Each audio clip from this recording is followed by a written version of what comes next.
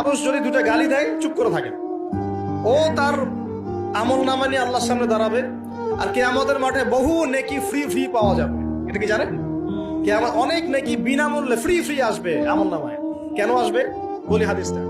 নবী সাল্লাল্লাহু আলাইহি ওয়াসাল্লাম বলেছেন, তোমরা কি জানো সবচেয়ে বড় মিসকিনকে, দরিদ্র মানুষকে, মিসকিনকে? সাহাবীরা বলছেন, আমরা তো মনে করি যার সম্পদ কম সেই মিসকিন।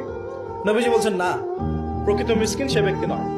প্রকৃত মিসকিন সে ব্যক্তি যে কিয়ামতের মাঠে উঠবে উহুদ পাহাড়ের সমান নেকি নিয়ে উঠবে। উহুদ পাহাড় দেখেছেন তো? বিশাল পাহাড়। উহুদ পাহাড়ের সমান নেকি নিয়ে উঠবে, নামাজের নেকি, যাকাতের নেকি, হজের নেকি, ওমরার নেকি, বিভিন্ন নেকি। কিন্তু দেখবে সামনে বহু মানুষ দাঁড়িয়ে আছে। কেন দাঁড়িয়ে আছে?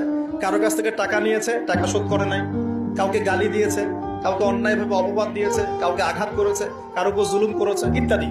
বিভিন্ন রকম মানুষের সাথে জড়িত পাপ ছিল, ঠিক আছে? কারো গীবত করেছে, কাউকে তহমত দিয়েছে ইত্যাদি।